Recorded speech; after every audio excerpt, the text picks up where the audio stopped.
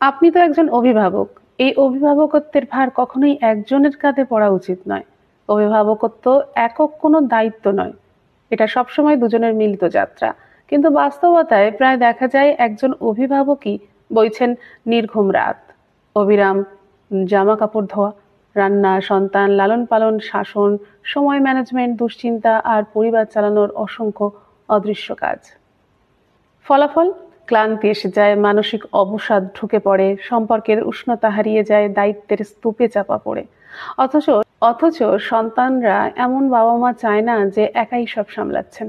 তারা চায় দুজন অভিভাবক যারা পূর্ণ মনোযোগ দিয়ে পাশে থাকে, মানসিকভাবে উপলব্ধ থাকে আর ভালোবাসা দিয়ে সাড়া দেয়। সেটা সম্ভব তখনই যখন দায়িত্ব ভাগাভাগি করা যায়।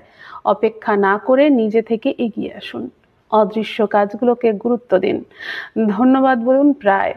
ক্লান্ত হলে দায়িত্ব অদল বদল করুন। প্রতিযোগিতা নয়, দলগত কাজকে বেছে নিন। অভিভাবকত্ব কোনো হিসাব নিকাশ নয়, এটি হলো এমন একটা ভারসাম্য তৈরি করা যাতে কেউ অবহেলিত বা অপ্রশংসিত না বোধ করে। কারণ শক্তিশালী পরিবার এক ক্লান্ত অভিভাবকের কাঁধে দাঁড়ায় না, পরিবার তাহলে ভেঙে পড়বে।